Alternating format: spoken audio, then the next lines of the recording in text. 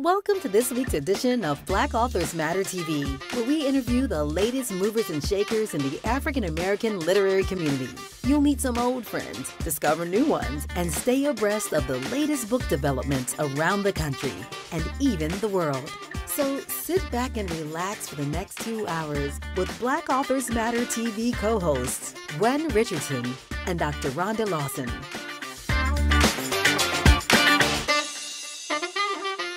Okay. All right. I don't know. You gotta love this live show stuff. I know. That's the truth. When it's live, anything can happen. And we've been Facebook and Zoom between the two of them. It's been just challenging. Let me say that. Anyway, welcome to another edition of Black Authors Matter TV. I'm your host, Gwen Richardson, for tonight, and my co-host, with her beautiful face. She's on too. So we have some announcements we're going to make after this first interview. We have one book to give away. We have an amazing lineup of guests tonight. So we're going to go ahead and get started with our very first guest. And her name is Avery Cunningham. We're going to go with first guest. Something's going on there. I hear some feedback. We're good. Okay. All right. Avery Cunningham has a new book that's really setting the world on fire, and it's called The Mayor of Maxwell Street. And we welcome her to Black Authors Matter TV, and she has a copy of her book in hand. I had ordered my book, and I thought I was going to get it today so I could show you that I have it, but it won't be here till tomorrow. Oh, I'm so sorry. She just had the book ready. Yeah, but you had it ready, so that was good. I mean, the cover's beautiful. I have to take any opportunity to show off this cover. It is a beautiful cover. It's a beautiful cover, and I love the font. I'm a big font person. Yeah. And I don't like font that looks like something I could have typed on the computer. And so when I see something that just it goes very well with the artwork behind it. They complement each other very well. Yes, ma'am. It's very professional and it's beautiful, and I like it. Thank you. I'm very happy. The designer is Amanda Hudson of Face Out Studio, and she did an excellent job. She's an award-winning artist, so I'm really, really grateful. Okay, wonderful. And it looks like it's a hefty book. It looks like it's at least 300 pages. More. It's about a solid 500, I think. I think that's not a 300-page book, Gwen. Okay, I said at least 300. I didn't want to overshoot, So did you say it's 500 pages? Yes, ma'am. Just about. So that's interesting because we talk about that on this show quite a bit, where authors come on the show and they're leaning toward the shorter books. Why did you decide to shoot for a longer book? I think that's really just my natural form of storytelling. I love longer narratives. Some of my favorite novels are traditionally very long, and I love the chance to tell a story in its fullness, in every detail and every exploration of that story and those characters. And I've always leaned towards larger stories, or longer stories, I should say. And especially for historical fiction, I feel like that's just really the perfect type of genre or environment for opportunities to tell a lengthier, meatier, more in-depth story. And I do agree with that. When it comes to historical fiction, we don't want a shorter historical fiction book. It's got to be longer. We've got to be able to chew on the book and visualize and experience it. And you can't really do that with a shorter historical fiction. Right. And at least that was my goal. And that's my hope, that this is a book that readers really can luxuriate in. Well, longer books are great if they move. So a 500-page book doesn't intimidate me at all. It doesn't scare me. Some people are like, if it's over 300, they won't even try. But a longer book is great if it's great storytelling. So I can't wait to dig into your book, and I didn't realize it was 500 pages, but the more the merrier. I am loving that. And you focus on Chicago as your setting, and it's the Prohibition era Chicago. And you have sort of the upper crust of Black society as backdrop for the story. So, one, are you from Chicago? No, no, I am not from Chicago originally. I was born and raised in Jackson, Tennessee. I was born and raised in Jackson, Tennessee, which was about an hour outside of Memphis, 4 hours outside of Nashville. But I did live in Chicago all through my undergrad and graduate school education. I attended DePaul University. And so I was Okay. there for about 5.5 years. So I like to think of myself as an honorary Chicagoan. If you ask some Chicagoans, they might disagree with you. But I have a great love for the city. It's the city that made me. It's the city that really gave me the opportunities and the encouragement and the freedom that led me to this novel and this stage in my career. So any chance to explore that city's history and really try to honor all the love I have for that community is great for me. Okay. Well, I'm familiar with Jackson, Tennessee. Oh really? Oh thank goodness. And because Let's give that to Gwen because I'm yeah, not. I'm in Houston, and my daughter went to school at North Carolina Central, which is in Greensboro. Mm-hmm. And we would have to do road. She's out of school now, thank God. But uh, we and my family's from North Carolina too, so Mm. we would do road trips, and we would when we would take her to school and bring her back, Mm-hmm. we would take Texas 59, which takes you all the way to Arkansas, going north, Mm-hmm. and then you go through Arkansas to Interstate 40, which Right. takes you all through Tennessee to North Carolina. Well, our halfway point where we would spend the night was in Jackson, Tennessee. Oh wow. Oh Yeah, that's now on a wonderful. 21-hour road trip, the Oh halfway goodness. mark was Jackson. So that was Right. that was what I know about Jackson, spending the night at the Red Roof Inn. Oh wow. Oh, I know exactly where that is. Oh, that's excellent. Well, I hope you enjoy each of your overnight stays in Memphis. It was Or there excuse me, were many, Jackson. many, many, many, many of them. And so yes, we enjoyed them. So but Tennessee is a very beautiful state. It Uh, is. It is. Yes, a lot. ma'am. It's one of America's best kept secrets in terms of just beauty on a road trip, that Mm. you can really see the mountains, and you have the little enclaves and stuff. But anyway, let's get back to your book in Chicago in the Prohibition era. So, what this is your debut novel, correct? Yes, ma'am. That's Yes, what I ma'am. read. Okay. Have you written any other novels that weren't published? Oh, certainly. And those novels will never see the light of day. And I've been an aspiring writer for as long as I can remember. I think I wrote my first true blue novel when I was maybe about 12 years old, which was, another very long book Oh, that was that's very, very great. bad. And Okay. and so I've tried Very, very often. bad. I thought, well, as a young person, when I was 12, I thought this is the best thing anyone has ever written, of course, obviously. But now, as an adult person, I read back over it and say that poor ambitious child didn't know what she was doing. But yes, I've certainly written other novels that have not been published. But I certainly think this experience was unique out of all of the other opportunities I had to write. This story was very unique, and I'm really grateful that this is my kind of first introduction to publishing. Now, this is your first novel, Mhm. but are you an experienced writer? Because and the reason why I asked this is because this is a very ambitious project for a first-time author. Yes, ma'am. I am an experienced writer. I suppose I've gone through all of the programs. Like, well, I'll say to speak clearly, I went through undergrad and grad school for writing.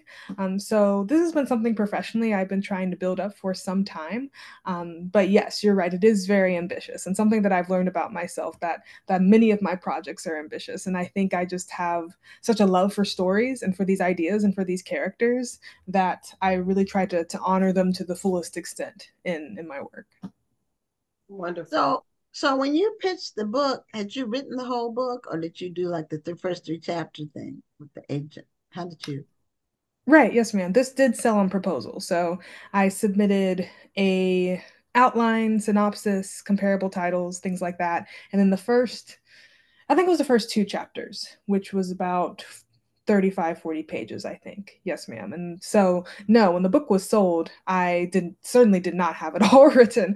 The Oh, deadline was okay. pretty tight, but I think that gave me a brand new appreciation and understanding of being a professional writer, what it takes to be a professional writer, how, it really removed the myth of writing, that you can't just wait for the muse to hit. You don't just, as Hemingway said, sit down at a typewriter and bleed. You have to be consistent. You have to practice a level of discipline in order to produce at a level that's really expected of a professional writer right now. So I think this was a great learning experience as far as that goes. I think a muse is kind of it's kind of a myth. I think it's something really romantic to say. Mm-hmm. But I mean, a muse is um, we it's just having that motivation to write. Right. So I think sometimes we say we're waiting for the muse to visit us or the muse to hit us. We're almost making an excuse for ourselves not to write. We just need to write, Right. even if it's not the best. Sometimes we just need to write. And I think as much as I'm saying that, it's a reminder to myself as well, Mm. that we don't have to wait for the stars to align and the lightning to strike. All we have to do is just start to write. And even if it's not the best, we can always go back and fix it later.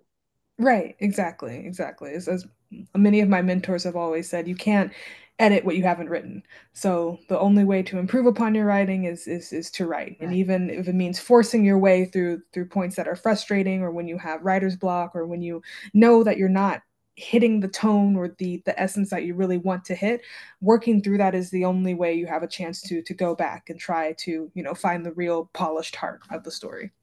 Absolutely, absolutely. So can you tell us about the story? Yes, of course. So, The Mayor of Maxwell Street is a work of historical fiction. It's about an ambitious Black debutante who enlists the help of an underground speakeasy proprietor to help hunt down the head of an underground crime syndicate in Prohibition era Chicago. It's really a story about intrigue, mystery, a little bit of romance, but at its heart, I feel like it's a story about identity, and especially for individuals, Black Americans, people of color living in the 1920s, which was such a pivotal and transformative time in American history, what individuals really had to do, what sacrifices they might be willing to make in order to achieve what they saw as the American dream, to achieve their own ambitions in, a very oppressive world that forced people to really maintain a status quo. Wow. Now, when you were contemplating the book, what made you settle on this period in Chicago? I know it's kind of famous for the Prohibition era. Think about Mm-hmm. Al Capone and all of that that took place during that time. But you could have done any number of eras in Chicago history. Mm-hmm. What made you settle on this one?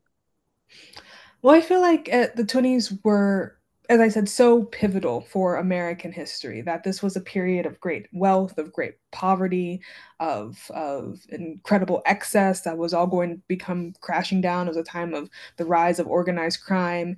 And it was a time when so many different borders of America were starting to blur a little bit. And by what I mean by that is when you're talking about, like, say, the Great Migration, when millions of Black Americans came out of the South and started moving and populating these northern and western and eastern cities very quickly. In some ways, over the course of a few months, they would change the entire demographic of a city. And that allowed so many new interactions between cultures and ethnicities. And a lot of times that could have resulted in violence, where you see these cities that might have lauded themselves as very progressive really start to have to come to terms with their own biases in terms of how they were treating these newcomers to their cities. And as you said, it's a very, how to say, famous time for the Capones and the Italian crime families, but it's also such a vibrant history, and incredibly rich, all the different layers of what was happening in this city, when you talk about from going to government to going to individual households to street level interactions. The music that came out of Chicago during this time spread throughout the country, and we were talking about the blues, talking about even aspects of jazz. And so it felt like a heart. It felt like if you were going to have any kind of picture or still life of America in the 1920s, it would be in Chicago. I agree. I mean, Chicago is that is like the mecca for historical fiction. Mm. Yeah, because there's been several new books, Yeah, based in Chicago.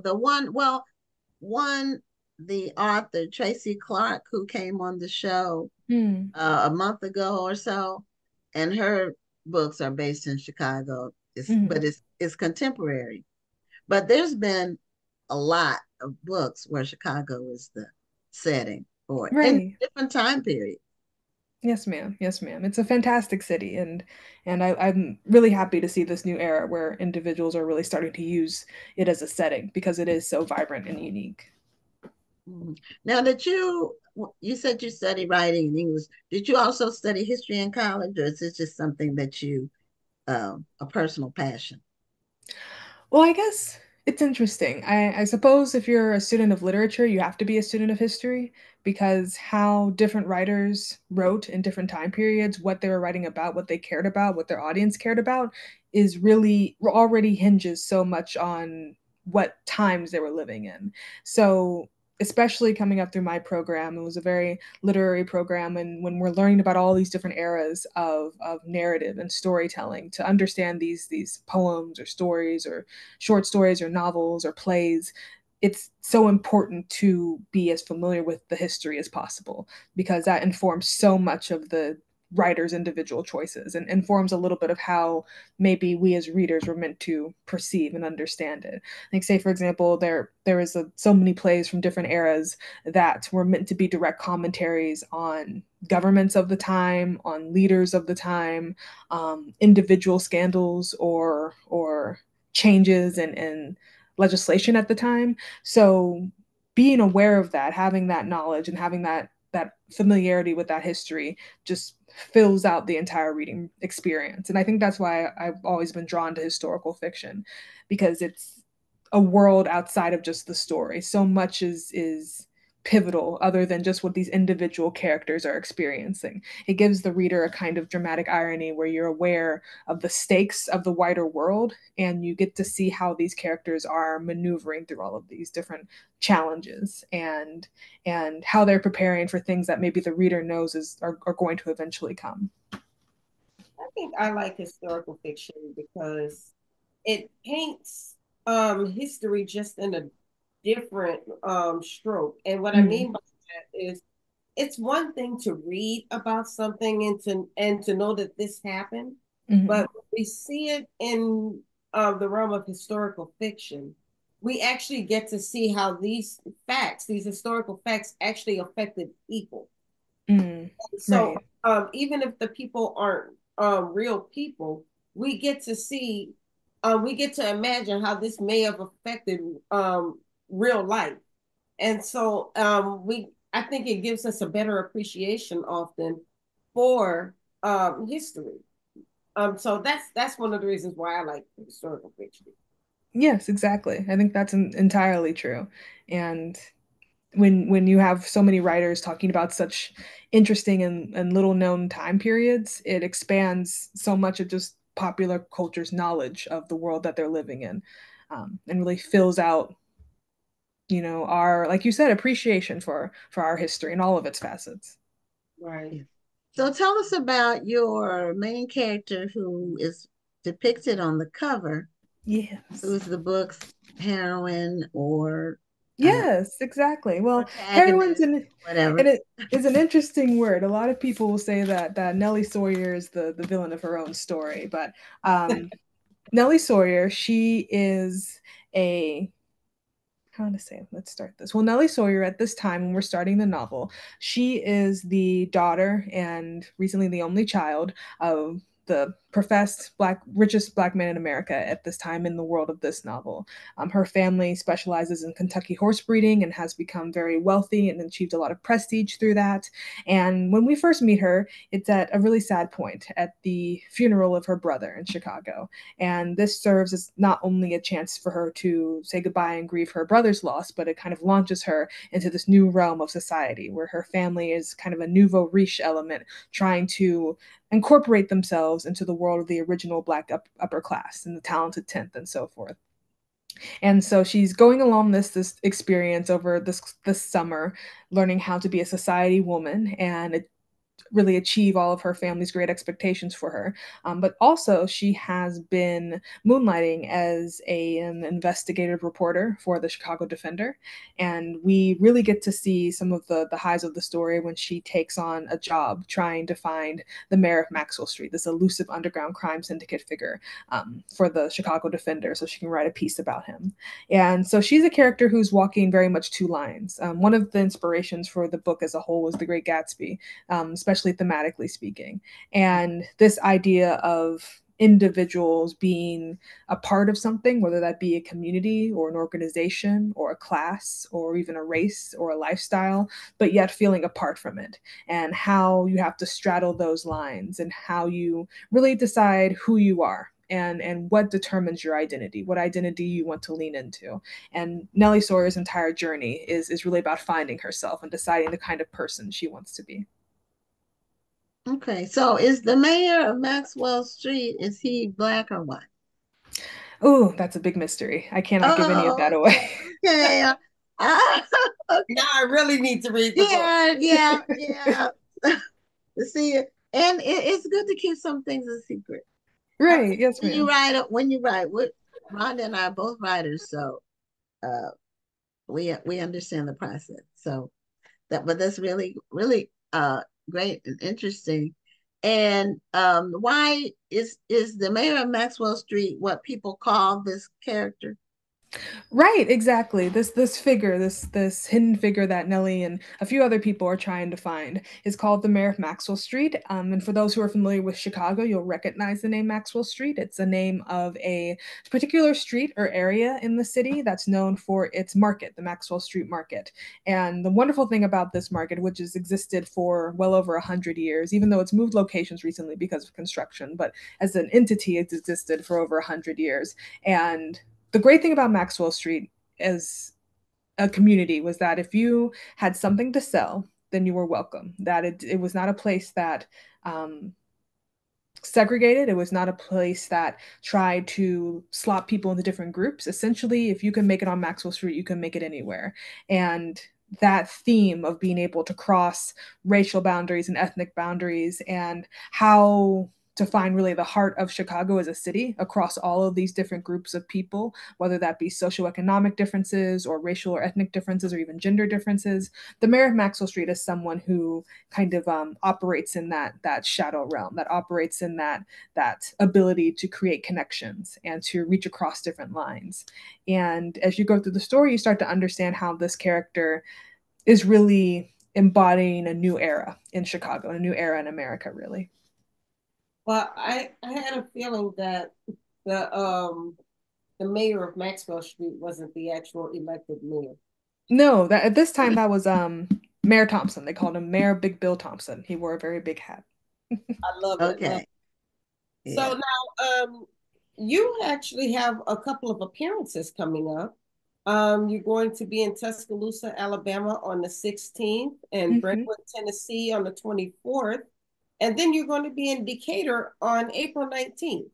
Yes, ma'am, that's correct. Yes, I'll be this upcoming Saturday, I'll be at Ernest and Hadley's Booksellers in Tuscaloosa, Alabama. And then the week after that, I will be in the Nashville area, Brentwood, at the Brentwood Library. That is a public event. I'll also be doing a private event with the Zeta sorority. They've chosen the mayor of Mac. Yep, I saw you back Oh, see, did you see? My daughter's a Zeta too. But I'm not Greek, but I support the Zetas because my daughter's a Zeta. And Rhonda, one of my best friends, is a Zeta. Yes, yes. We love the Zetas. I'm also not Greek, but I love all of the sororities, all of the divine Yes, nine. I But support them all, yes, especially exactly. when they're it's a good thing. They're doing Yes. good works and they have lots of fun. You know, Oh yes, and they seem to definitely. have great camaraderie. Now we Yes, ma'am. look, I did all of that all of that commotion. I didn't even hear what you said you were No, doing. no, it's okay. The Zeta chapter for the state of Tennessee chose the Mayor of Maxwell Street as their inaugural monthly book club selection. So they'll be hosting a luncheon in Nashville on the 23rd of March. So if there are any Nashville Zetas listening, or anyone in the I guess that would be, yes, East Tennessee area, who would like to attend, then I hope to see you all there. That is a private event; it's not public, only for area Zetas. But on the 24th, that's Sunday, there will be a public event held at the Brentwood Library, and then on April 19th, we'll be in Decatur, Georgia, which is right outside of Atlanta, and we'll be having another book signing there. But yes, for to stay in contact and stay in touch and see all the places we're going, the things we're doing, just follow me on Instagram. I'm at Avery Writes Big Books. And then on Facebook, I'm Avery Cunningham Author. And we did put your website in the chat. So, oh, wonderful. Thank you so much. So if anybody wants missed any of those dates and you would like to reach out, please go to the website and check out Miss Avery's book. Check out her events and what she has coming up. And I'm looking forward to reading this story. Now, is it? I see that's a hardback that you're showing us right now. Is it also in paperback, ebook, audiobook? Yes, all of the above. Now, this was a Book of the Month Club pick, so this is the Book of the Month Club edition that I'm holding right now. It was printed in hardcover. I'm afraid all the hardcovers have been sold out nationally. I don't think there are any hardcovers left in the U.S. But there are plenty of paperbacks still, and then of course an ebook edition, and then the audio was just narrated by the wonderful Bonnie Turpin. I highly recommend the audio edition. Listening to her perform my book was like experiencing it for the first time. So if you're an audio listener, I highly recommend the audiobook. But the schedule that I have, I'm a huge proponent of audiobooks. I love audiobooks. And for anybody who might be wondering, I use Audible. However, the Libby app is another good app if you want to listen to books and not have to buy them. I hate to say that because I know we're all authors and we want to I understand. But you can, the Libby app is a great app it's like checking audiobooks out of the library. So if you don't want to pay I believe it's $14.95, 15, well, I think it's $16.95 now a month for Audible, Libby is a great alternative. That's very true.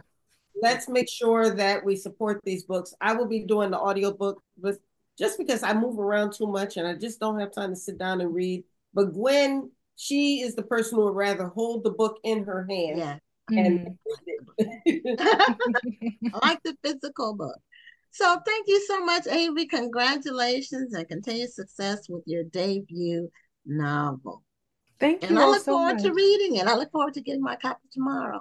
Thank you. I certainly hope you enjoy it. And thank you everyone who joined in and listened to our conversation. Thank you so much. Okay, thank you. Have a great evening. Yes, ma'am. Y'all take care. You too. Okay, so we have a few announcements before we bring on our next guest.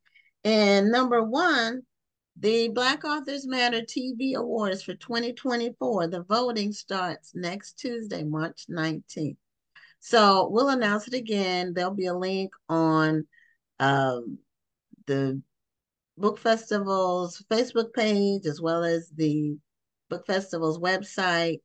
So, and the BlackAuthorsMatterTV.com website. So, we always have an amazing time with our voting and then having the finalists and our award show, which takes place in May. I don't have the exact date in front of me, but it's in the middle of May somewhere. And that'll be great. We'll announce that date as we get closer. But next Tuesday is when the voting actually starts. Then our early registration for the National Black Book Festival ends March 31st for authors who want to be vendors. Our registrations this year are 50% higher than they were this time last year. So we expect to sell out of space in June at the latest. So if you want... I will tell you, Gwen, one of the authors who was in my Black History of Literary Weekend has told me that she has already registered to be a part of the National Black Book Festival. So we're planning on traveling to Houston together this year. And so Okay. she's a new author. She does speculative fiction, and we don't have a lot of that. So I'm really looking forward to her being there. I think she's going to do really well with your event. Okay, well, it is really the space is going fast, and all of our seminar slots are all gone. The last one was secured today. People have snatched those slots up. We normally have 5 on Saturday that we allow authors to sponsor. They're all gone. So it's going to be amazing, and we're looking forward to it. Finally, the Children's Book Award process, or the Black Authors Matter Children's Book Awards, that process is underway. If you have a children's book, or you know a children's author that may want to submit their book for this year, that the deadline is not till June. I think it's June 3rd. It's the early part of June. So you have time, but that process is underway. And we're giving away one book tonight. We're giving away The Other Princess by Denny S. Bryce. Now, Denny will be our guest at 8 o'clock, 9 o'clock if you're on the East Coast tonight with her new book. So she's been writing like up a storm, but we're going to be giving away this book. So we'll do that at the end of her interview. So our next guest is with Diane Marie Brown. And her book, Black Candle Women, has really been setting the world on fire. It was selected as a Jenna Bush read. And so she's doing very well with it. So we're excited to have her as a guest on Black Authors Matter TV. And as soon as she connects, we'll be able to see her face. It says joining, so we just don't see her face yet. Yeah, I don't see it, but you know. Yeah, it says joining. So I admitted her. And so, well, while we're waiting on her to connect, we may as well do the trivia. Oh, there she is. So we'll see the camera's on, but I don't see the microphone yet. It's a little tiny picture. I don't see the microphone yet, but it says it's connecting. So this book is really an exciting read. I haven't read it yet, but it's on my list of to be read and books. Also, it's been out about a year, so it's really been able to make the rounds. And I think I saw that the paperback won't be out until July. I think it was July that I saw when the paperback will be released. But Diane Marie Brown, welcome to Black Authors Matter TV. Hello, thanks for having me. You're Thank you welcome. for being here. And I'm loving our guests who have been coming on and all of the pretty books behind them. I hope that's really your background. Is that really your background? It is. Yes. Okay. So it's really good virtual backdrop. So I have some people do have really great virtual backgrounds, but it's good that it's books, especially if you're an author. So do you have a copy of your book handy with you? Sure.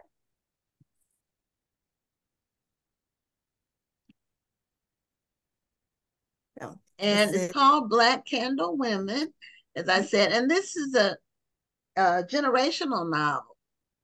So tell us the core plot of the book. Sure. Well, Black Candle Women tells a story of of 4 generations of women who live together in the same house. They live mostly isolated from the rest of the world because they are dealing with a deadly curse that kills anyone with whom they fall in love. They're forced to wrestle the curse when the youngest brings home a love interest for the first time, and because she doesn't realize that there's been a curse. And we go back to 1950s New Orleans to learn about the curse's origin put into place by a voodoo sorceress. Okay, now For so many different reasons, I need this book. You know, being from New Orleans, and I feel like it's serendipitous because I was going through my Audible store just recently and ran across Black Candle Women. So and then all of a sudden you pop up and you were on the list for us to interview. I was like, oh, maybe I should read this book. I would love for you to read it. So yes. I'm sure. Yes. You know, this sounds like a great book with a lot of different layers. Did this take a lot of research for you to bring all of these layers together? Yes. So I originally had the idea a long time with a class I was taking, and I don't even remember the prompt, but that's where I came up with this family of women. And I thought of them being cursed. I was kind of thinking of generational curses, and that's kind of a theme that's in the book. But I also thought it would be fun to have an actual curse. And so I came up with this family. I wanted them to be tied to New Orleans, and it just evolved from there. So eventually I got the idea for there to be some connection to voodoo and hoodoo, and that is where a lot of the research came into place. And the more research I did, the larger that element became of the book. So it just kind of gave me more ideas and evolved. Wow. And is the plot, it sounds different from other plots. Let me say that. It's not a plot that you hear about regularly. I don't remember, and I'm an avid reader. I don't remember another book with this exact plot. Now, and don't give away anything in this, don't give away any spoilers. But if there's a curse and they can't, like, how do they keep the generations going? Is that something we have to find out in the book? Well, no, what happens is they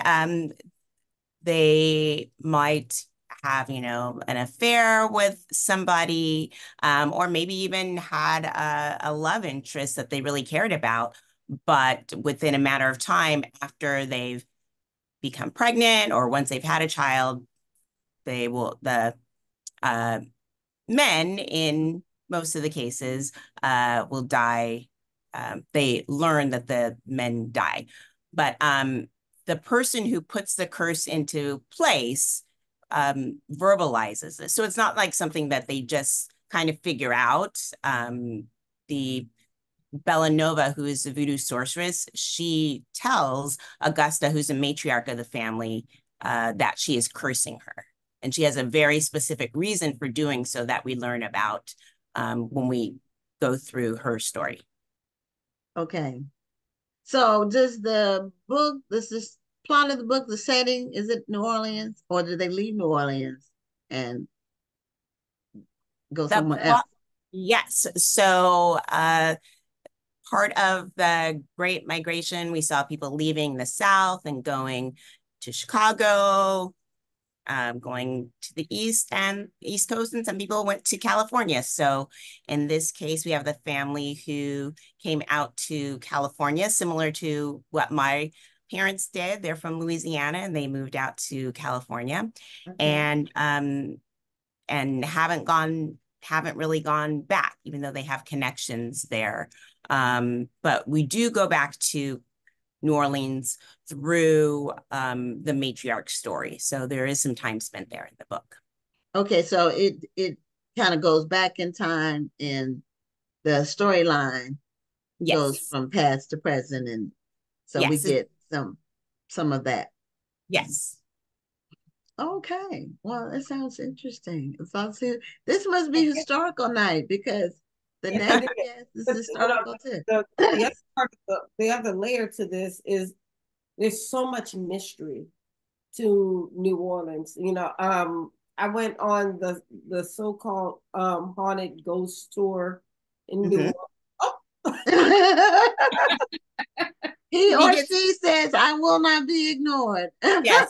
My dog gets jealous if I'm talking to other people. Yeah, we have a cat that I does went that. on a haunted ghost tour in New Orleans, and it really wasn't, for me, it wasn't scary, but it unpeeled a piece of history that, being from New Orleans, I don't think that we always appreciate the amount of history and mystery that's a part of the city. We almost kind of take it for granted. So when we do the tourist thing and we actually get to walk around and learn a little bit more about our city and all of the mystery that underlies the history of the city, it makes us appreciate it more. So when I went on this tour, and I learned about things that weren't exactly scary, but it was interesting, those different pieces of history. And so when I'm listening to you talk about this book, even though they eventually kind of leave New Orleans, I'm still hearing a lot that relates to that mystery and that intrigue of the city that people just don't think about every day. Yes, that's very true. And what they do is they bring that with them. And um, we see it in their daily practices, and they've integrated it into their work lives. So I don't want to say the main character because they're kind of all main characters, but Victoria, she is a marriage and family therapist, and we see her bringing in some practices and some beliefs in her own way into her work with her clients. Maybe not the best thing to do. And her sister, who is more a hoodoo practitioner.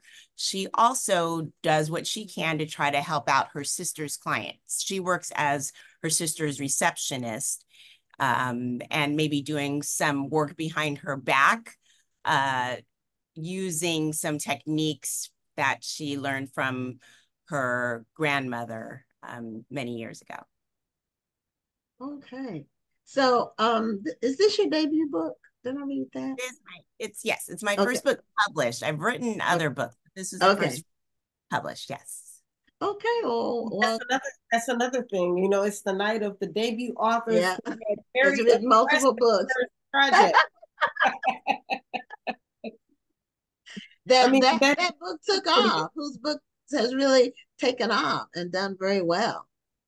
Now you're the first. Were you going to say something, Rhonda? No, I was just saying it's a very aggressive project for a first-time author. Yeah. We've said this on the show a few times that often an author's first book is a semi-autobiography because they want to write about themselves in a fictional way.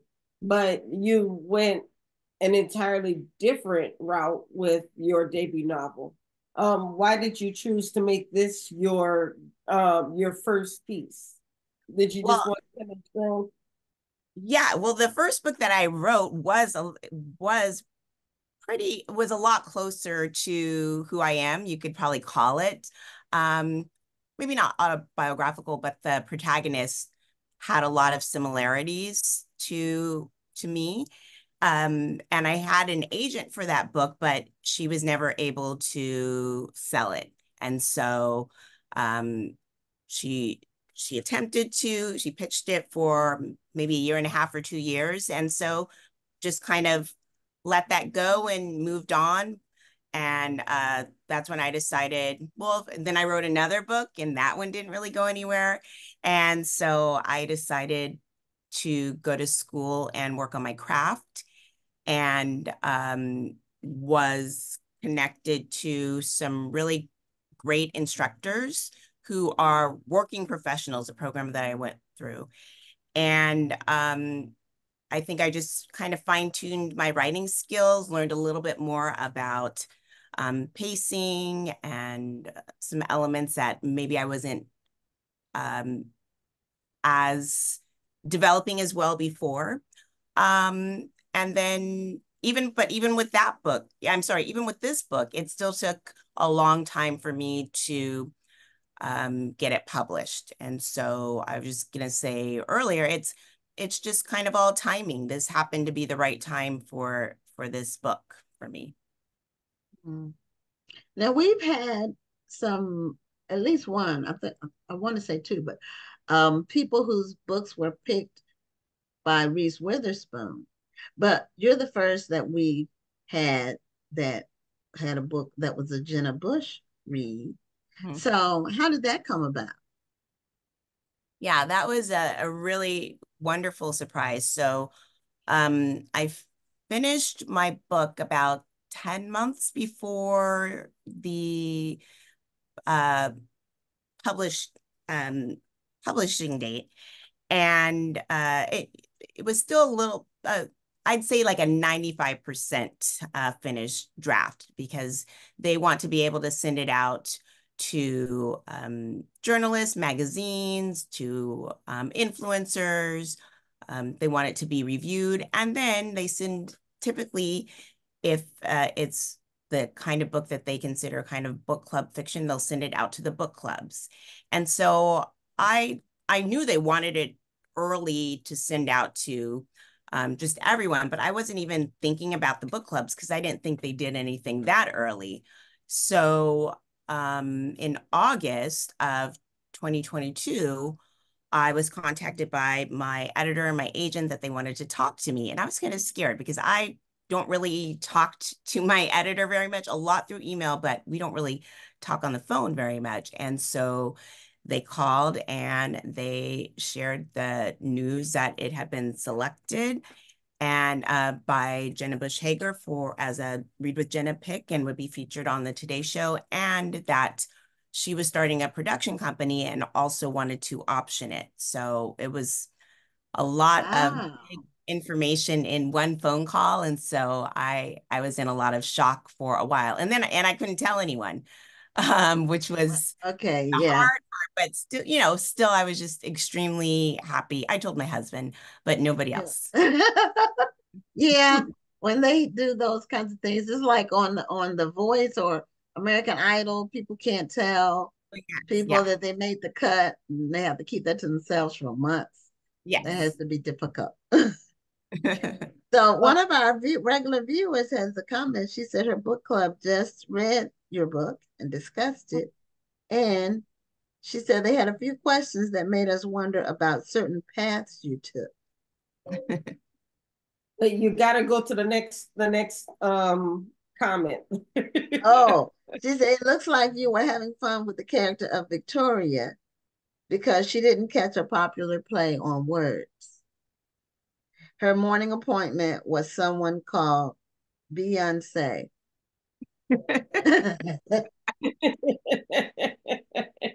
not Beyonce, but two names, Beyonce. Yes.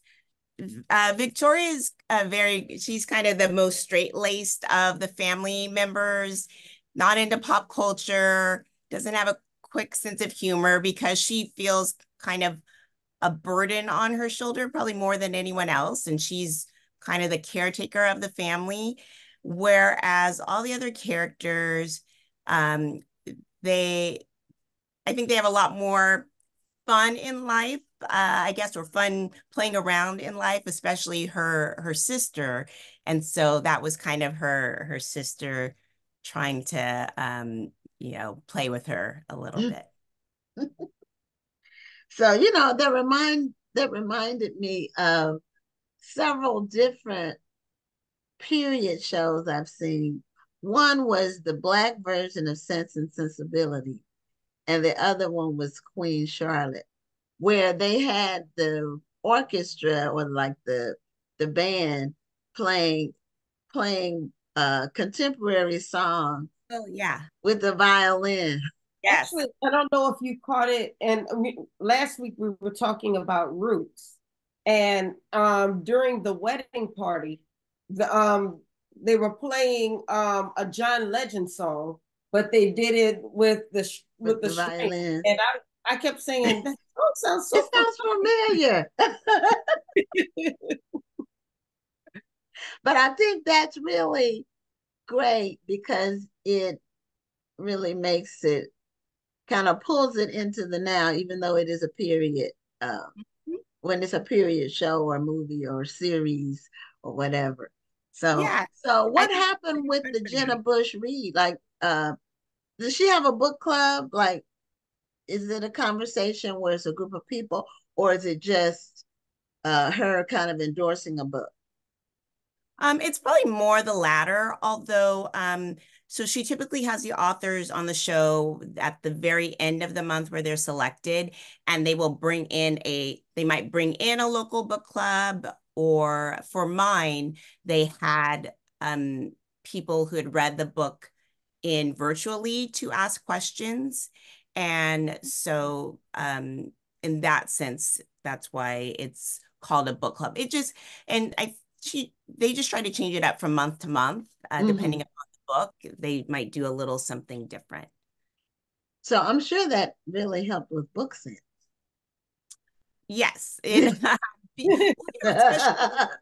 as a debut, it's hard to be seen. It's hard to be seen for a lot of reasons, even more established writers, right? Because every Tuesday you have 10, 15, 20 new books that come coming out. out and taking place on the shelf. Mm-hmm. And so it can be hard, especially with booksellers and publishers trying to figure out, what is the book we really want to push. And oftentimes it's not going to be your debut author or your debut author, your Black debut author, right? Right. So it's it was really beneficial and helpful, and I'm very grateful because it gave the book a platform that I think it definitely wouldn't have had otherwise. Just out of curiosity, was it during Black History Month when they did it? Well, Do you my book remember? came out on February 28th, so it was a March pick. So Oh, okay. Okay. not. So, okay. So, I was just wondering if, sometimes that's when you get the plug in, Right. for some people. So you can't knock it. It's just it is what it is. Sometimes if you didn't have Black History Month, you wouldn't get an opportunity at all. So Right. Yeah. And it was kind of funny because I of course I knew I was a pick. And so when February came around before my book came out, I was very pleased that the February author was Black. And I'm like, all right, we got 2 months in a row. oh, do you remember who it was? Jessica George, she wrote Mommy. Okay, I don't know if we I have to look that up. Yeah. On the show. Are you familiar with that one, Rhonda? No, You know, I'm not. there's Might have I seen think that. I've seen that cover. I've seen that, but I didn't know what it was about. So I have to investigate more. There's so many books. And so There we are try to still get as many people on as we can. that is So, wonderful. do you have, did you get a 2 book deal or a 3 book deal? I just have a 1 book deal. So I am busy working on my next book and hoping to sell that very soon. Okay, so is it going to be a sequel to this one or will it be a standalone? It is a standalone, but um I kind of like the speculative element, although I didn't find my book to be, I didn't really think about it as speculative, but it's kind of been labeled that way. And so I'm kind of going in that direction full force. And this one definitely will have magic. Because some people don't, for people who are practitioners of voodoo and hoodoo, they, that's just what they believe, right? They don't see it as magic. But that's why it's been known as a speculative book, but I really kind of like playing around with those magical elements or just having one magical element and everything else is very grounded and normal. So that's how the 2 books would be connected. Okay, so that's kind of like your signature for now. For now, and I Mhm. also have Because a it can third book. change. Yeah, Mhm. yeah, my third book, if I'm able to get to the third, which I pray that I am, it's straight up romantic comedy. So No magic. Okay, well, that could be romance is magic. True. I was just gonna say you're totally giving me Children of Blood and Bone vibes. When you were talking about the magic, because that was a huge theme in that story. Yeah. If you haven't read that, it's a good book. And I believe it's actually a young reader, but it was so good. I was into it too. So Yeah, I Yes, think it is. I think it is young adult fiction. yes, I yeah, know of it, but I haven't read it yet. yeah, it's a young adult. But when I started reading, I was like, man, this is good enough for adults to enjoy. I guess it's kind of like Harry Potter, where that was really supposed to be for young adults or kids, and adults got into it. Children of Children of Blood and Bone was kind of on that same realm. But when you talk about magic, that's what it reminded me of, because like I said, it's such a huge theme in stories, and because I almost don't even feel like you can incorporate magic into a book and then it takes a back seat. It Right. kind of fights to be on that front row. See me, I'm here.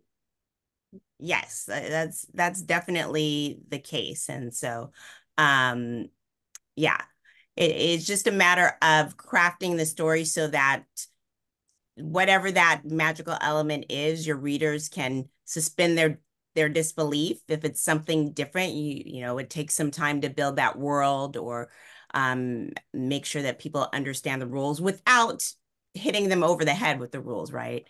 So yeah. Okay.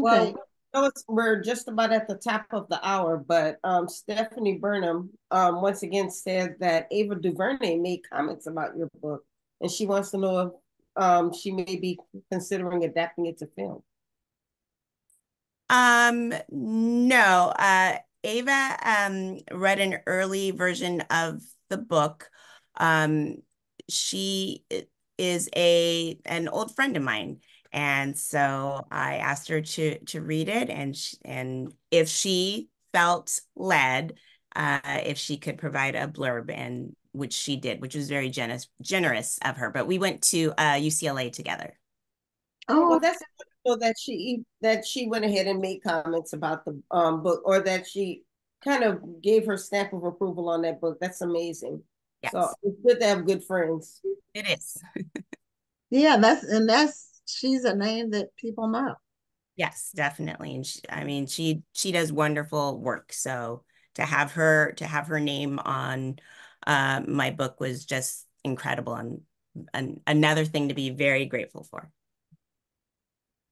Well, Diane, congratulations again on your success with your book. Can you show your cover one more time for our viewers who may not have joined us at the very beginning? It's called Black Candle Women. And now, does the title, did you pick the title or did the publisher pick the title? We went through a lot of titles together, but that is the one that of our long list that we brainstormed, that's the one that I selected. Okay. Well, congratulations again. And thank you so much for being a guest on Black Authors Matter TV and sharing your journey with us and with our viewers. And Yeah. I plan to get my copy. I hadn't gotten it yet, but I do plan to get my copy of Black. But I've been hearing about it for months. There's just so many books. Now and that so we little talked, time. and I told you I ran across the story already when I went through my Audible library, so I will be downloading the book myself. I appreciate that. And I've heard that the audio is that Bonnie Turpin does a really great job is what I've heard. So yeah. On the audiobook. Okay, well, wonderful. Thank you again for being a guest on the show. Have a great evening and continued success. And I hope it doesn't take a long time before you get your book deal for your second book. Thank you. All right. Thank you both. Thank you. Have Okay. a great night. Bye-bye. Okay. So we are right on time for our next guest. And I did mention that we are giving away The Other Princess by Denny S. Bryce, who is our next guest with her new book, Can't We Be Friends? And it is a book about the relationship between Ella Fitzgerald and a famous singer, for I hope the audience knows who Ella Fitzgerald is, but a famous singer, and Marilyn Monroe, a famous actress, during the time that they were friends, I guess. So Marilyn Monroe died in the 60s, so it has to be, the time has to be before then. So let's see when Denny comes on screen. I'm here. Hi, okay. How you doing? How are you? And oh, I'm hanging in there. Let's say that. I got to switch glasses. okay. How are you doing? Doing you great. Doing good? You have been doing a lot of work because you've been on the show three times with three different books in the last, I want to say 18 months. Yeah. So, and when I saw this book, I said, she just put out the other princess, and we're giving away a copy of the other princess after the okay, that's nice. Yeah. Yay, other princess. So which one are we talking? This is Crazy Pants. Which one are we talking about tonight? This one, I think. Yeah. Okay. That's the one. Okay, the brain is tonight. Working. Okay. You know what? I'm going to tell you, we need somebody like you, because this is a 2-hour show. I'm in the DMV. It is not night. And sometimes we need somebody like you who comes on the show and just wakes everybody up. who cuts up, because hey, I got to cut up. Because for me, because they changed the time, and you'd think I'd be all perky and everything. But I'm like sleeping too late in the morning and want to go to bed at like 6 o'clock. Where are you working too much? Working too much. Where are you located? I'm in Savannah, where it is 75 degrees today. Oh, wow. I used to live in that area. I used to live in Richmond Hill. Oh, well, I'm not that familiar with Savannah. I've lived here for like 4 years from DC, but 2 of those years I didn't leave the house. And then I just didn't go no place. And then now I'm either where I am now in my office, or I'm heading to the airport, because I live out in Pooler. Yes. What they used to call Pooler, now they say it's Savannah. I don't know. Oh, it's not anymore?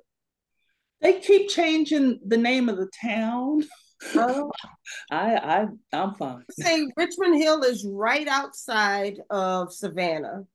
So okay. I used to be, when I was in the Army, I was stationed at Fort Stewart. But okay. I lived in Richmond Hill, which was about 30 minutes away from Fort Stewart. And then everywhere I used to hang out in Savannah. And so that was about a 30-minute drive as well. Right. Well, I live about 20 minutes outside of Savannah. I'm like 5 minutes from the airport. Okay. Yeah. So I know exactly where you are. Mm-hmm. And that's actually very convenient for my schedule lately. Because as I said, I just jumped to the airport. It's been building up. Oh yeah. It's definitely the last year. Actually, for the next month, and next 3 months, I'm pretty much on the road and still have books to deliver and things like that, because it's very exciting. And talking about Can't We Be Friends, which I co-authored with my pal Eliza Knight. Yes. This book we were just so excited a week ago today, when on the Today Show, Kennedy Ryan, the fabulous romance author extraordinaire, was on the show talking about the release of her new book. And she pulls up and talks about Nikki Payne's new book and this one. And we've been riding that high since. So it's very exciting. That's awesome. Have people be aware that the book is out there. Awesome. You're getting mentions in big places. Yes. And that helps so much. In addition to talking to you, talking about the book wherever we can. We're doing a tour. We'll be in Tampa Bay, Florida. We'll be in the DMV. I'll be in DC in a couple of weeks. I mean, we're just traveling all over the place, talking about the book. And we've gotten such fabulous feedback from readers, between Goodreads and people talking about the book on Amazon. One of the things that keep coming through from readers is the story is such an intimate tale of friendship between two women, and how that friendship helped their lives, or in a way that was not exploitive or over the top, to the best of each woman's ability, especially considering the time period. And one of the things that people sometimes don't get about historical biographical fiction is that it is fiction, but it's rooted in fact.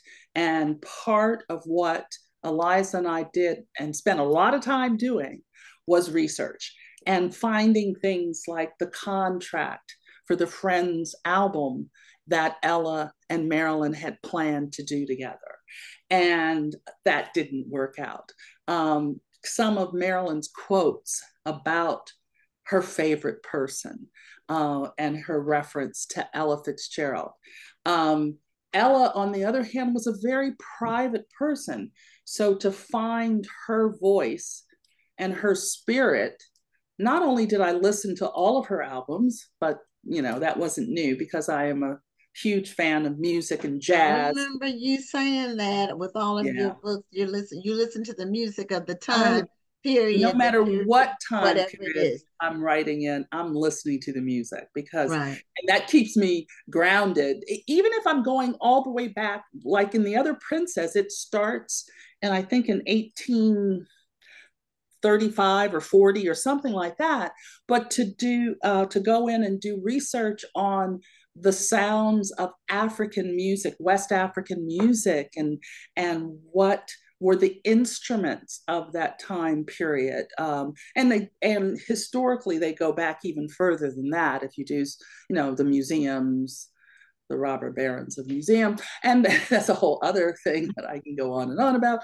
But it's just enjoyable to find that connection through sound and people and what they heard, what they listened to, what they ate, etc. So with Ella, I listened to all of her albums, but I paid special attention to her live albums because that's where her banter with the audience gave me some real insights to her personality. She was essentially soft-spoken. She wasn't a good interviewee.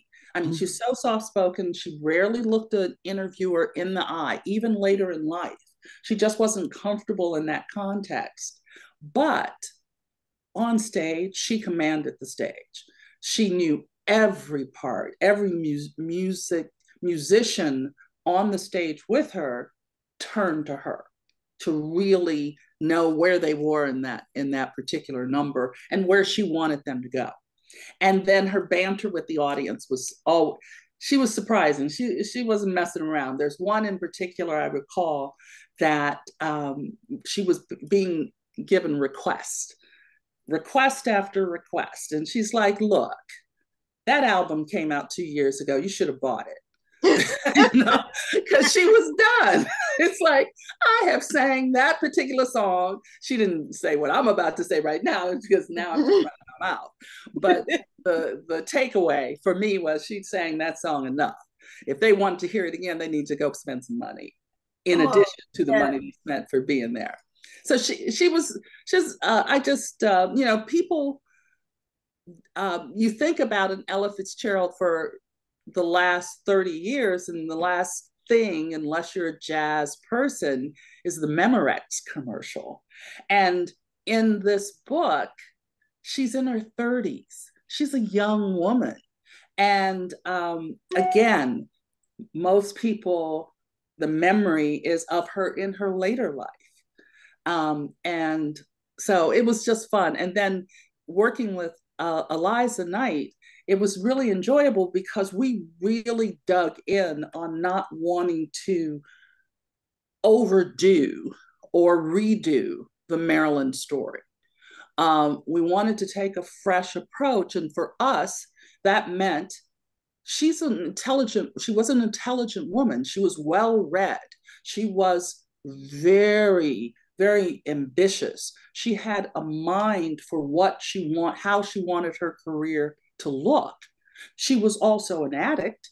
Today we understand and know addiction is an illness. But back in the 50s, I mean, a lot of people may remember a Judy Garland story.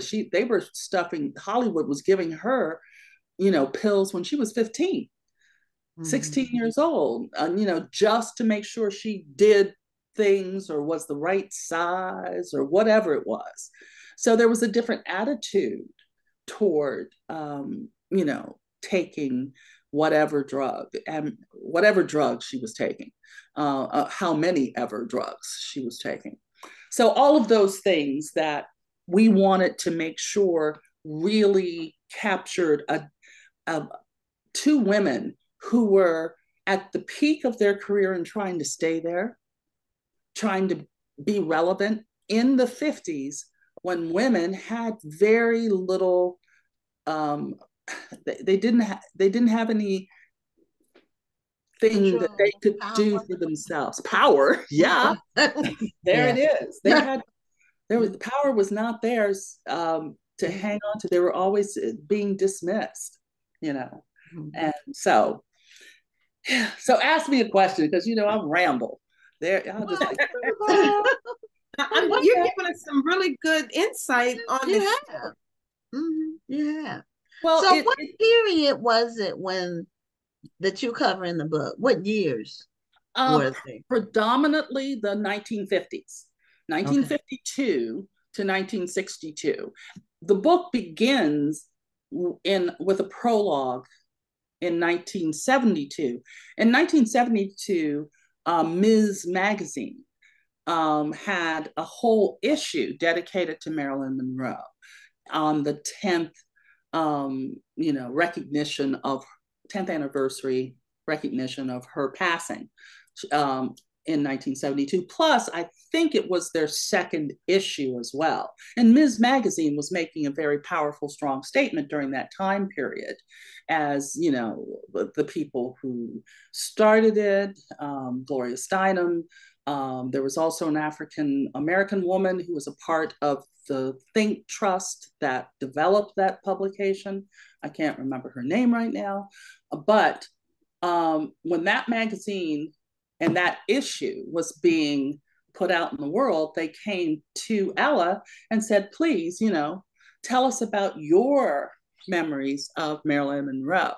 And that was something that we used, or that I used in that opening to say, this would be sort of a nice kickoff to the story, so that she can reflect back on that friendship and also where her life was at in the 50s. She'd been in the biz for 19 years by then, but the biz was changing. So she was constantly trying to remain relevant. That's also a period during which she started to do all those song books, Cole Porter, Berlin, blah, blah, blah. She did all the song books by the Broadway musical composers and writers of several generations, those masters, if you will, in that area. And that was the brainchild of Norman Gantz. And he was her second manager. I think her first manager, his first name was Mo. Can't remember his last name. I've written 2 books since I wrote this one. I'll start throwing out anybody's name in a minute. I get it. I swear. Yeah, the timelines can be, the time with the big publishers, the time that the book is done, yeah, versus when it comes out. It's normally roughly 2 years. It might be a little shorter, but yeah, it's according to how you're coming out and what's happening. I finished this book, or Eliza and I finished this book, probably 8 to 10 months ago. Okay. And then there's a whole okay. bunch of processes that go through, after you hand it in to your editors. And then we gear up for the promotional campaign and what have you. But there's always surprises. Like, you can't predict someone grabbing your book and loving it enough to mention it on the Today Show, or some of the articles and just the reaction response on the Goodreads. We have some lovely blurbs from fantastic authors who are out there. Everybody from our cover quote from Vanessa Riley. And we have a whole bunch of people who read the book and gave us some fantastic feedback. And that always feels good as writers, because you're sitting there saying, okay, we did it and we think it's fabulous. Our editors say it's fabulous. But then you're sitting there and say, will readers love it too? Because the readers are the ones who open their pocketbooks and say, Really I'm going to buy this. decide. Yeah. Yeah, the And then readers really decide. yeah, they do. They Mhm. really do. Mhm. And that's readers and a good advertising campaign can always help. Yes. Yeah. Mhm. But Yeah. even with advertising, if the readers don't really like it and talk it up, I mean, the readers can talk it up, or they can talk it down, or just not talk. Right. Yeah, or not say a word. Or not say anything. Crickets. So, And you're yeah. sitting there saying, oh my God, oh my God, nobody cares. So, and that's real scary. Nobody cares. But I've been fortunate because my debut novel, I even have that baby here. I grabbed some novels while I was, yay, this was my first novel. Yeah. Mhm. And that's in 2021. Yeah, So you've been writing up a storm I and have. researching up a storm. Yeah. Well, part of the reason is I've been fortunate enough to have contracts. And I shouldn't even say fortunate. Strategically, I've had contracts. So writing books is what I do full time. And that's good. That's good. Well, full time, I also teach, but I teach remotely an MFA program at Drexel University. Hello, students, everyone at Drexel. Lovely program. I love it. And then I don't do that much freelance writing anymore. A little bit, and I do a little less of the book critic role with NPR, but I still do a couple of things, a couple of times a year with them. I had the great pleasure of participating in the Savannah Book Festival as a moderator, and I got to talk to S.A. Cosby and two other gentlemen. S.A. Cosby wrote All Sinners Bleed, Razor Blade Tears, Yes. etc., etc. He's wonderful. But I also was introduced to two novelists I wasn't familiar with, Charles Soule, who has a sci-fi time travel adventure book called The Endless Vessel that I fell in love with, and Greg Horowitz, who writes the Orphan X series. And I just stepped into that, I think book 7 or 8, I can't remember. And it was absolutely captivating. So, it was just fun to get into crime fiction, adventure fiction, a different genre, and then have an opportunity to talk to these gentlemen in front of like a packed house of 1,000 people. So it was a good time last month doing that sort of thing. And that's it. Yeah, I enjoy that. I enjoy books, so as much as I can surround myself with books and talking about books, writing books, just doing that thing, I'm pretty excited about it. how did you settle on what made this topic come up? Who? Well, we actually, in 2019, I was still living in the DC area, and that's where Eliza lives. And so, what we would do, what we've been doing for about a year or so back then, was alternating between different homes for once a month for a write in. Because, the whole writing lifestyle is like, I'm by myself again. So, it's kind of fun to just hang out and at different people's homes and write, and usually end up drinking wine. But writing is an important part of that experience. I need to hang with you next time you're having these get-togethers. Yeah. Yeah, they're fun. But back in 2019, we were just messing around on the computer, looking at different things, and we ran across the Macombo Club. And there was actually a whole other story that we were digging into when we stumbled across the Ella Maryland photo that has been floating around for a long time. Of them, actually, it's the same one that has a version of which is on the cover. So we were like, what? Ella Fitzgerald, Marilyn Monroe, they were buds. Let's dig into the rabbit hole and see what we can find. And we were just digging and loving everything we found and said, this is a book. Great friendship, two powerful, super talented women, Black woman, white woman, Black woman who was experiencing some of the to be expected racism, segregation, battles, but primarily what she wanted to do was sing. She wanted to be on stage. That's what she wanted. The other things fell, away. So, and there was this story out there on the internet that said she could not get a job at the Macombo Club because they didn't hire Blacks. Well, that was not true.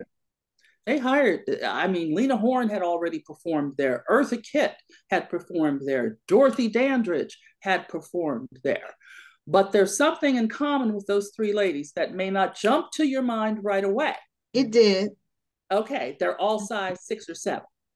Well, that too, but they also I know the other one. But that's what I was thinking too. Yeah. But it was her size that they did, the reason they didn't want to hire Ella. Oh, okay. She was thick. She's not stealth, And so it took, and the first club that she did in LA was not the Macombo Club. It was a place called Tiffany's. Tiffany's was on the other side, was a little bit off the strip.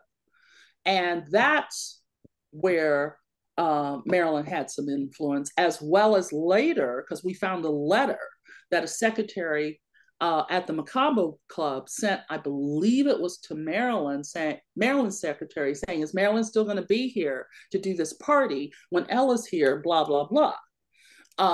So we just put the story together.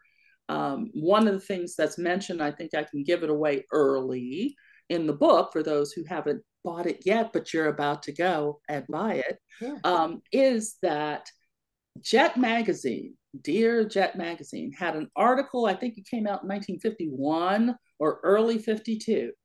And the cover story was famous fat women. That was the cover story on Jet Magazine. And inside that article was Ella Fitzgerald, among other African-American. If you're not familiar with Jet Magazine, it was one of the, for the people watching out there, there might be some youngsters. It was the weekly. It was the weekly. It was the Black home publication. If you were in Jet Magazine, weekly. Places. Yes, exactly. So that Jet Magazine was a resource. I mean, I went through a lot of Jet magazines because it was weekly, and it focused a lot on music. The entertainment industry, the top 10 songs or top 20 songs, and the photos. Yes, and the photo. The photo of the week, the photo of the month, what have you. And that was a big part of it as well. And it was also a Chicago publication. Yes. And owned by, I The believe, sister to Ebony, Johnson. or The Johnson family, and who also owned Ebony magazine as well. But so in 2019, we found that, and we kept working on it, even though we were both writing different things. I hadn't even gotten a contract yet, or I'd just gotten the Wild Women in the Blues contract signed. So I had that book to put to bed, so to speak. Then I had another book, In the Face of the Sun. I had to get that book done. Meanwhile, Eliza, who's a much faster writer than I am, is producing other projects, including her. She was also doing a fabulous book. She did the Mayfair Bookshop, but then after the Mayfair Bookshop, she did, starring Adele Astaire, a novel about Fred Astaire's sister. So we were both busy, but we kept talking about Ella and Marilyn. We just couldn't stop working on it. And so then we said, let's tell our respective agents, because at the time we have different agents, but at the time I was with another agent.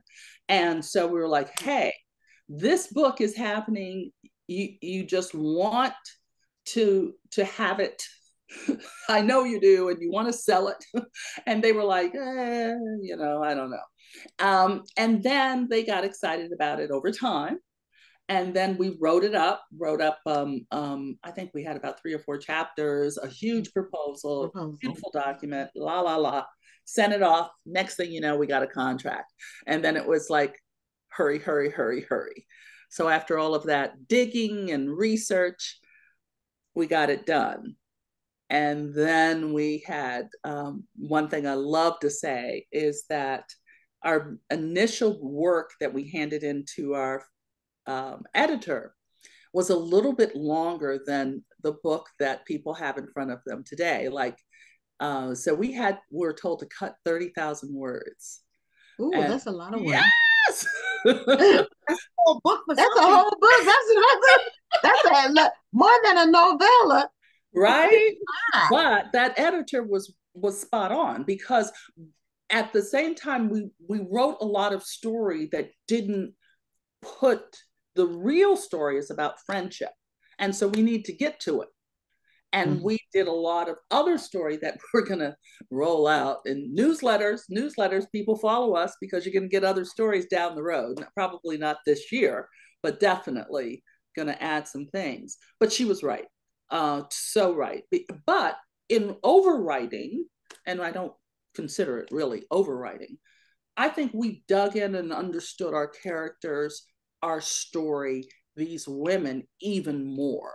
And that's what helped us deliver what I feel is a very, very good book, quite honestly. Okay, well, we only have a couple minutes left. And so I have one last question. Rhonda, do you have any more questions for Denny? No, I mean, I'm just enjoying listening. I mean, yeah, it's fascinating, all the research you all did. So I've never heard anything about Ella Fitzgerald's love life. And so I was wondering how did that come you have into the about story? that? Is that tied in? Or? Well, there's a YouTube interview that she did in the 80s. And the question by the interviewer was, how come you avoided scandal? And while so many other entertainers were, she said, I don't know. There was a time where I fell in love with a man in Norway, but we couldn't be in love because back then you couldn't be black and white couple. That's what she said. And and all of the other stuff that you see and reading the story, those newspaper clips exist. Every last one. So she wanted to be married. She wanted it all. She wanted kids. She wanted a house. She wanted a home. She wanted a husband. She wanted her career. And she didn't get all of it all at the same time. Later in life, we don't cover it in the book. I feel she did. She ended up moving to Copenhagen. She had a house in, you know, she took care of herself. You know? Okay. Yeah. Okay. Well, Denny, you are just a wealth of information, and every time that you come on the show, we get a master class in whatever time period you're covering, Oh. and whoever is notable in that time. So, well, thank you. Thank you for inviting me.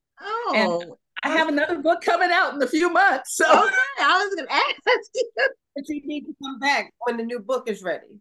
Okay. Yeah. This one's an I'll talk quickly. It's called The Trial of Mrs. Rhinelander. It's based on another true story about a case that was sensational front page news in the 1920s, and it had to do with a very wealthy New York, millionaire kind of real estate guy who married a domestic and then decided to get an annulment when he caught wind of the fact that she might be colored. And that ended up being front page news. And it's called the Rhinelander versus Rhinelander case is what it's inspired by. Oh, okay. You always finding stuff. History. It's amazing. And I love it. I love that people are unearthing history. Yes. And lots of good stories out there. And hopefully stories. you've had Rashonda Tate and she was on. Yeah, she was on 3 weeks ago or something. Okay. Yeah, so fabulous book. Yeah. We stay on top of it. Okay. That's good. Okay. Well, thank you for having me. I appreciate it. Thank you so much, Denny. And when people get a chance, show the book cover one more time. Oh, yes, please. Yeah. Bye. Bye. We be friends. That's Marilyn. That's Ella. Yes, Ella Fitzgerald. Eliza Knight and Denny S. Bryce. Thank you. Okay, thanks a lot. Have a great evening, and we'll have you back on when the next book comes out for sure. Okay. Okay. Right. Bye-bye. Bye-bye. Okay, so we are with our last interview, and we are going to do the trivia question for this book, and the first person who answers correctly gets their copy. It's The Other Princess by Denny S. Bryce, and this was the book that came out before the book she just showed you. So this book is about the goddaughter of Queen Victoria, and the trivia question about the book is, what was the goddaughter's name? And you need to give first, middle, and last name for the goddaughter. And if you do, the first one who gets it correct gets their copy of the book.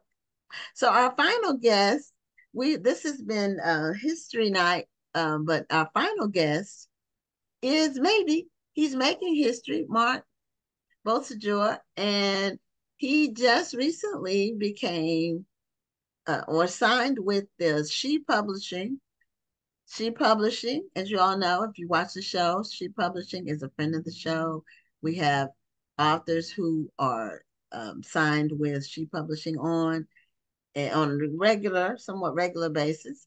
And Marc, we already knew Marc Marc was with us, Rhonda and I, in 2022 when we were at the Zeta Phi Beta Boule, and we had our book booth, our author booth, and Marc was with us then. And Marc came to last year's National Black Book Festival, and I guess that's where he met the She Publishing people, but he could have met them before. I don't know. But anyway, Marc, welcome to Black Authors Matter TV. I have to go a little bit further back. Marc, okay, further back. Yeah, Marc was one of our original audience members. He used to tune into the show every Tuesday. You are right. And that's actually how we wanted to meet. And he got to know the She Publishing family at the Black History Month Literary Weekend. And he got to know them then, and he saw how close they were. And then when at the National Black Book Festival, he got to experience them again and saw how close they were, how close knit they were, how they supported each other. He was like, I need to be a part of this. And so I'm just so proud of Mark and everything that he's accomplished in the last few years. I've been following his trajectory over the last few years, and I'm just super excited. I'm glad you're on the show. Thank you both for having me.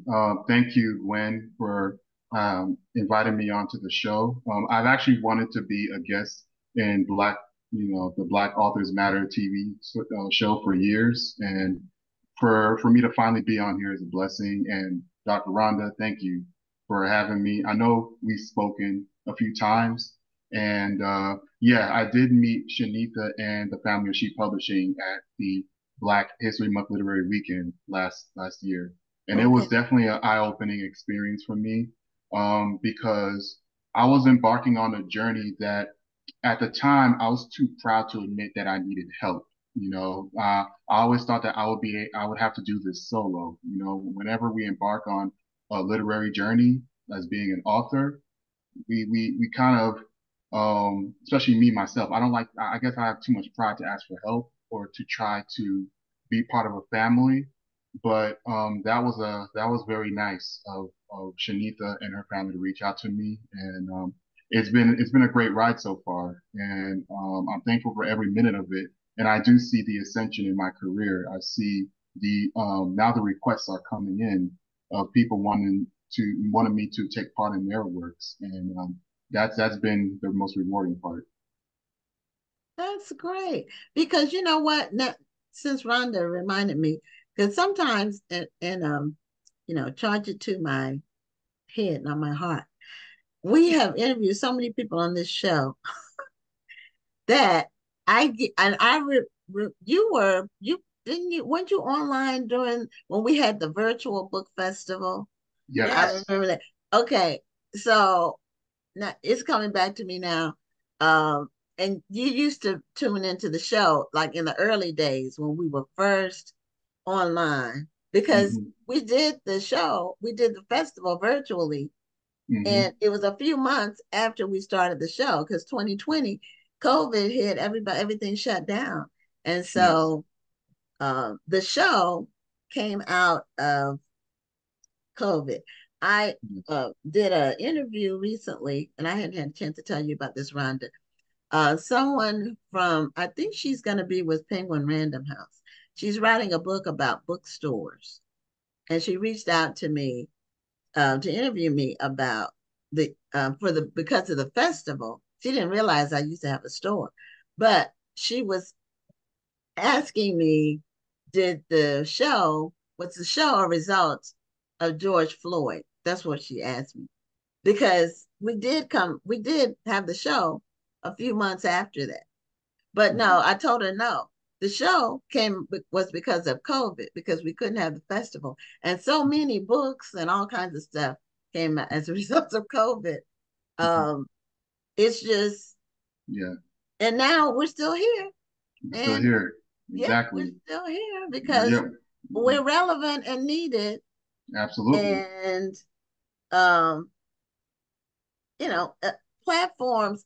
One other thing I really like about the show, and I just think sometimes I think about it, but between Rhonda and I, we have a lot of history with the book business and experience. We have 30 years of history with the book business, which we can bring into the conversation. Like this stuff didn't just start happening today or last year. It's been happening for decades, but a lot of people don't realize that. And we're able to bring that in. So, Marc, let's talk about you and your books and how you got started writing. I know when we were in Philly selling, you were telling me about the different books that you had. They're urban. The genre is urban fiction. Yes. Okay. So basically, I know I just came in, so I want to reintroduce myself. My name is Marc Beausejour. I was originally born and raised in Queens, New York. I currently reside in Atlanta, Georgia. And I'm the author of the newly relaunched Black Cyrano series. And the Black Cyrano series is a series that begins with the first book that I released back in 2015, which is titled The Preacher's Web. So basically, it's a story about an embattled former all-city, all-state football quarterback named Michael Hillman, who later becomes a pastor who services his community. But he's servicing a community that is ravaged by drug dealers, gangbangers, and teen prostitutes.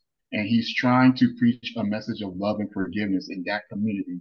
And he finds himself in the middle of a huge web, not just a web of deceit and a web of his own past failures, but he's also found himself in the middle of controversy when he's called upon to testify against a boy who was accused of murder, and he knows that the young boy is innocent. So this asks us to question our morality or the morality of our spiritual leaders. I wanted to write a book that was controversial because a lot of us look at our spiritual leaders as people who are blameless, people that can do no wrong. And I wanted to kind of paint the preacher, not in a negative light entirely, but I wanted to paint a preacher that has his own battles to fight, his own faults. I believe it was Donnie McClurkin that says, "We fall down, but we get up," you know?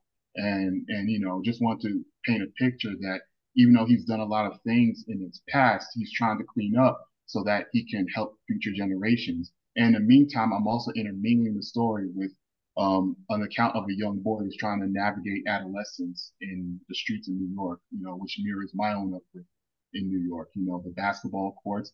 That's why the title of the book has a picture of a basketball hoop with a goal and then you see the red kind of outlining it. So basically, it's sort of like a book that was kind of like a memoir in sort of a way, but also it's a story, one of my first urban fiction mystery thriller novels that I've written. And it's definitely a book that actually helped create the other books in the series, but it starts off with this book, The Preacher's Web. Okay. So then what's book two? Do you have them all there? I have them all there. Yes, ma'am. Okay. So book two, I come prepared. You already know that. That's good though. So book two is Okay. Adia's Ballad. So Adia's Ballad is basically one of my favorite books of the series. And the reason I say this is because this book challenged me to write from a female perspective.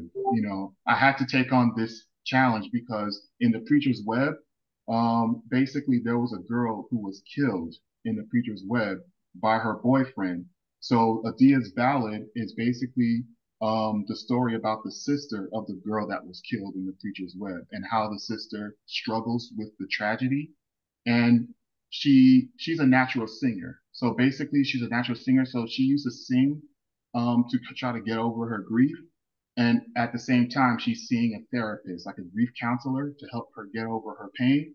But she's also seeing her sister in visions. So I always paint, some scenes where she sees her sister in dreams. And whenever she feels down or upset, one day her singing gets the attention when she goes to a talent show, and her singing gets the attention of a major record exec.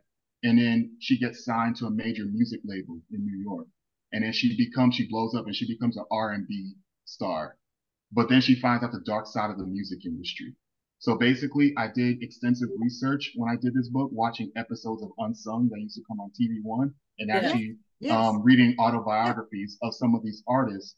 And I learned about some of the contracts that these record labels were giving these artists and how some of them were holding their money back, and then they weren't paying these artists. And as a result, the artists would basically be forced to indulge and then do different things, act out of character. Some of them get in trouble with the law. Some of them end up in tragic situations. So basically, Adia's Ballad basically summarized how Andrea, that's her real name, Adia is her stage name, how she navigates all of that in the music industry. And at the same time, I set it against the hip hop scene, because, I wanted to kind of paint, I'm sure y'all remember back in the 90s, they had the East Coast, West Coast battle type thing. So in this book, I painted like feuding record labels against each other. So this is one of my most favorite books, Adia's Ballad. And then the third book in the series. So after I wrote Adia's Ballad, I found myself being surrounded by different news of what's going on around the world. You got Trayvon Martin. You got Alton Sterling. You have Philando Castile. Then you have Bill Cosby, which that for me, that was what set it off for me, was the Bill Cosby verdict, where all these women were coming out accusing him of different things. And I was just sick and tired of black men being accused or being wrongly killed by the law establishment. And I decided, okay, you know what? I got to write about this. So after a few inspiration and watching some thriller movies, I came up with the idea to write Fires of Justice. So Fires of Justice is basically my first thriller social justice novel. It's about a teacher who basically moves from New York to Georgia. He gets a job teaching 11th grade English at a Metro Atlanta high school, but then he gets stalked and, obsessed upon by a 16-year-old white girl that also happens to be his neighbor as well. And she pursues him relentlessly.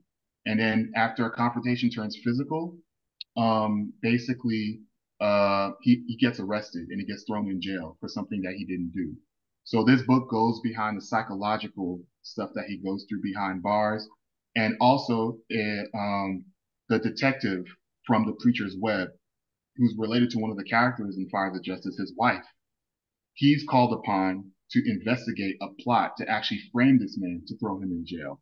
So it actually goes, there's a whole web of stuff. And I've been known to have the occasional plot twist here and there. So I normally throw my readers into a little bit of suspense. Yeah, you gotta love them plot twists. Rhonda knows what I'm talking about, so she knows what's up. But Fires of Justice, everywhere I go, each book event that I do, this and Preacher's Web always seems to be the one that people gravitate to the most. I always seem to run out of these books every time I sell. So this happens to be one of my bestsellers, personal bestsellers as well. So The Fires of Justice, one of my favorite books too. And then hang with me, y'all. I do have a book 4. I have 6 books in the series so far. So yeah, so my 4th book is called Split Decision. So the inspiration behind this book, I had a membership at the UFit gym near my house, and I was doing boxing training with my trainer, and I loved boxing training so much. I love boxing, so I love the intricate science of boxing. So I decided to create a story centered around boxing. So this story is about a middleweight contender by the name of Silvio Dominique, who's training for the middleweight championship. And in the midst of training for the middleweight championship, he gets involved with a Dominican girl who has dangerous ties, like gang ties, and also dangerous ties to his next opponent, who happens to be the champion. And then he's given an ultimatum because the powers that be don't want him to hook up with this girl. So now they're asking him to throw the championship fight. And then if you throw the championship fight, we'll leave you alone. But if you don't throw it, then we're going to come for you. So that's why I call the book Split Decision, because he has to make a decision. And it's also a play on words. If you watch boxing, yes, when it comes down to a split decision, it comes down to a card count or who wins, who has the most punches, etc. So that's why I named this book Split Decision. And then I also wrote the sequel to that, which is Split Decision 2.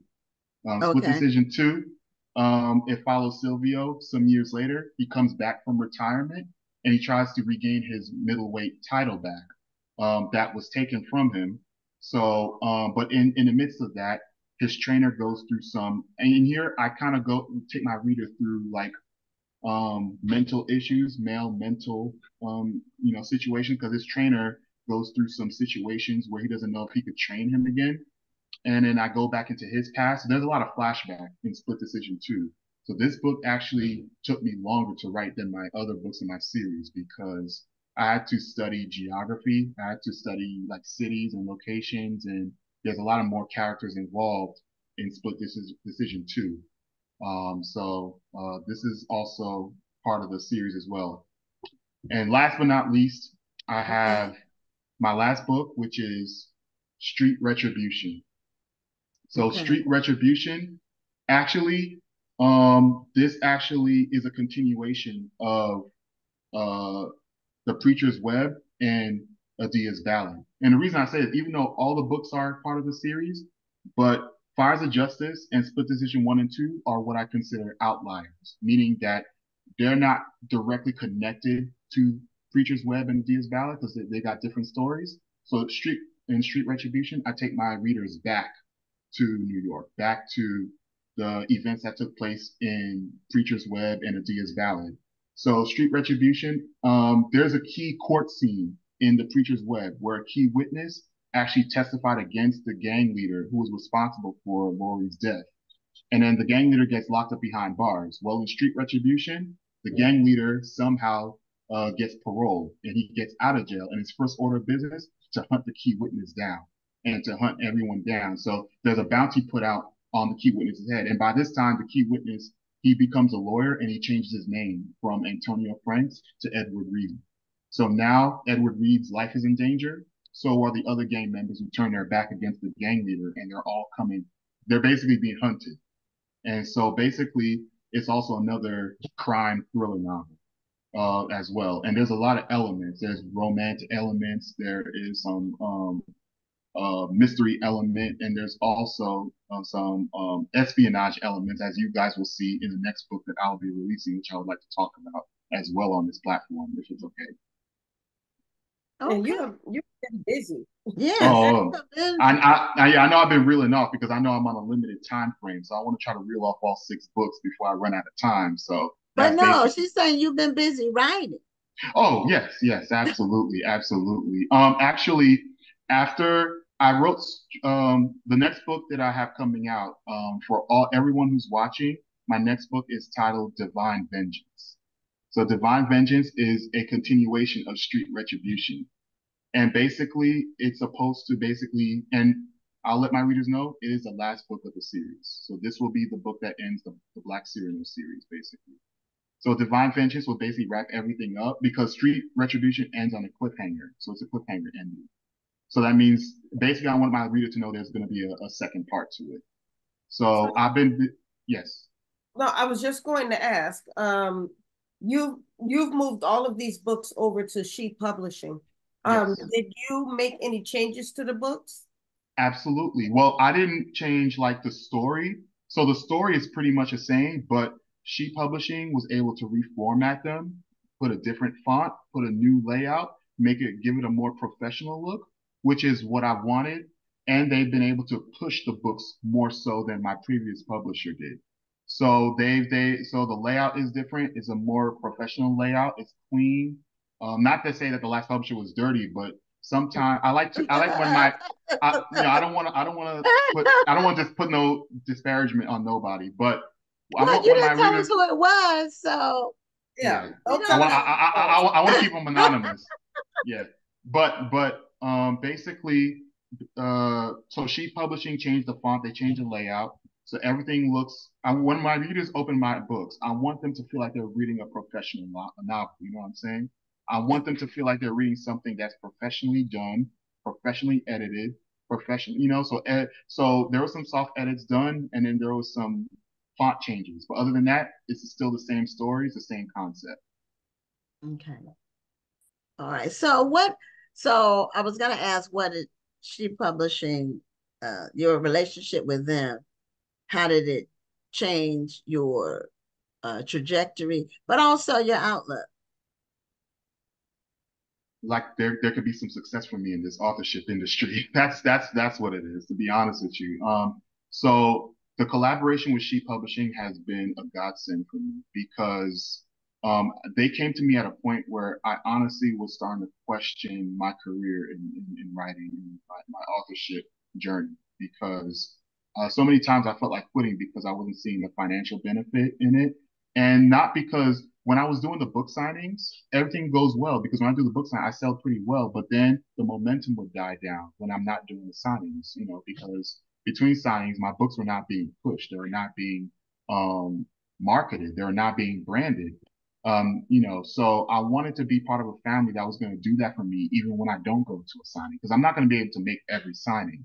But if I was part of a publishing family that says, we have this up and coming author who's written these books, and if you could support him, and then if you're a fan of urban fiction, thriller novels, this is right up your alley.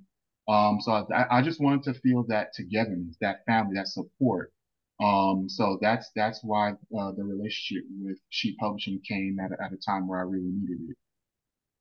I think Well, that's great. that is great. And they'll be back again at the festival this year as sponsors. So, and she's bringing some of her authors. I don't know which ones, but, and I can't remember how I met Shanitha exactly, but it's been a great relationship and it's been mutually beneficial. And those are the kinds of relationships that work the best. Absolutely.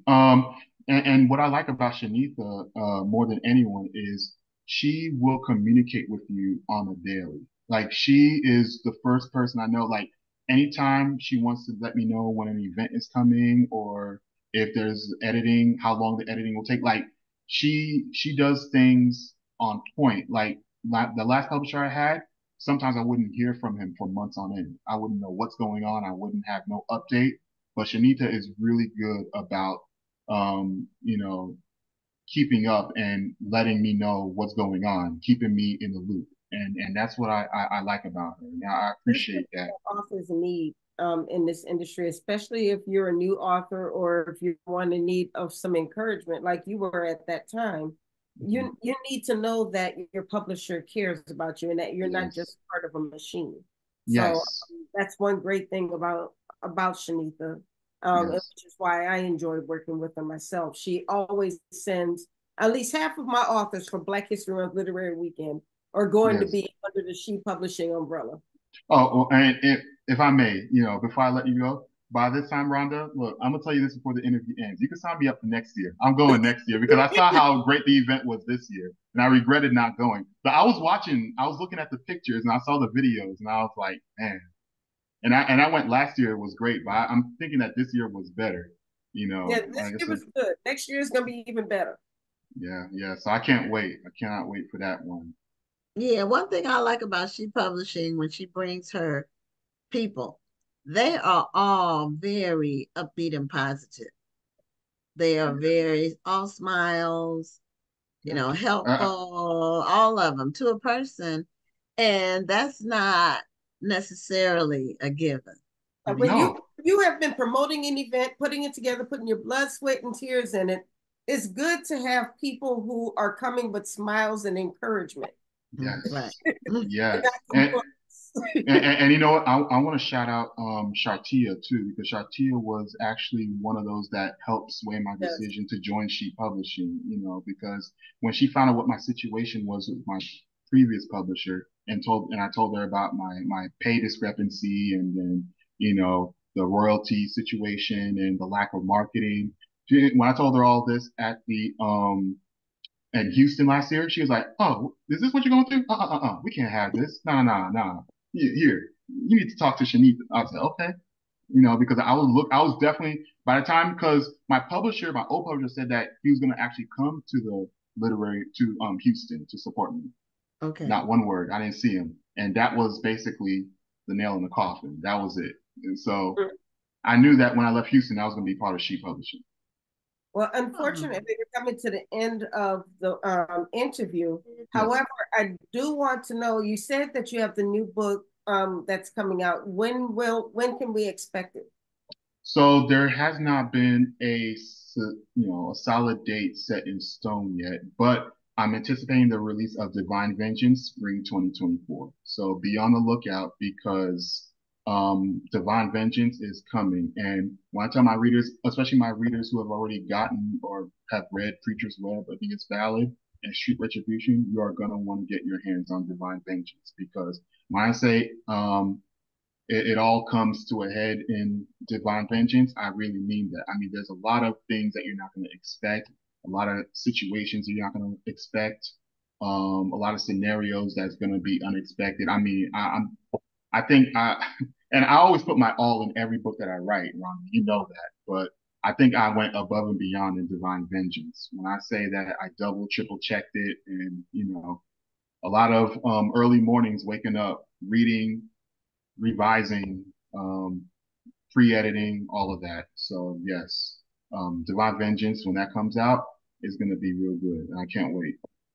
Well, we're right up against the hour to end the show.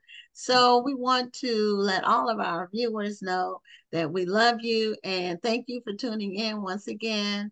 The Other Princess was won by Curtis Steverson. I checked the people who responded. So Curtis, your book will be in the mail. And we'll see you all again next week on another episode of Black Authors Matter TV. I'm Gwen Richardson signing off. And I'm Dr. Rhonda Lawson. Have a wonderful evening and a great week. Yeah. Thank you for tuning in and join us next Tuesday at 7 p.m. Central, 8 p.m. Eastern for another edition of Black Authors Matter TV.